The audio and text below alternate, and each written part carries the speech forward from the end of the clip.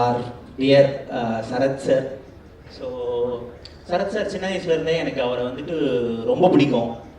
என்னன்னா அவ்வளோ வெரைட்டியாக இருக்கும் அவரோட பெர்ஃபார்மன்ஸ். ஆனால் அதே நேரத்தில் ஒரு சின்ன சட்டிலிட்டி இருக்கும், அதுதான் அவரை வந்துட்டு ரொம்ப பிடிக்க வைக்கும். பாட்டாளி, சூரியவம்சம், அதுக்கப்புறம் தென்காசிப்பட்டினம், இந்த மாதிரி நிறைய படங்களில் வந்துட்டு அவர் செம்ம க்யூட்டாக இருப்பார். இந்த பரோட்டா மாஸ்டர் காமெடிலாம் ஒன்று இருக்கும். டேய் ராகவா, உனக்கு நீ பரோட்டா மாஸ்டர்ன்றது எனக்கு மட்டும்தான்டா தெரியும் அப்படின்னும் போதெல்லாம் அவர் அவ்வளோ க்யூட்டாக என்னமோ பண்ணிட்டு இருப்பாரு. எனக்கு அதெல்லாம் திரும்ப பார்க்கணுமே அப்படின்னு எனக்கு எப்பயுமே தோணிட்டே இருக்கும்.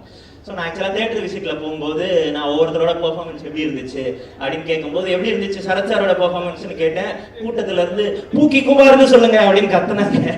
அது ஒரு மாதிரி நல்லா இருந்துச்சு, பூக்கி குமார் அப்படின்னு சொல்றது.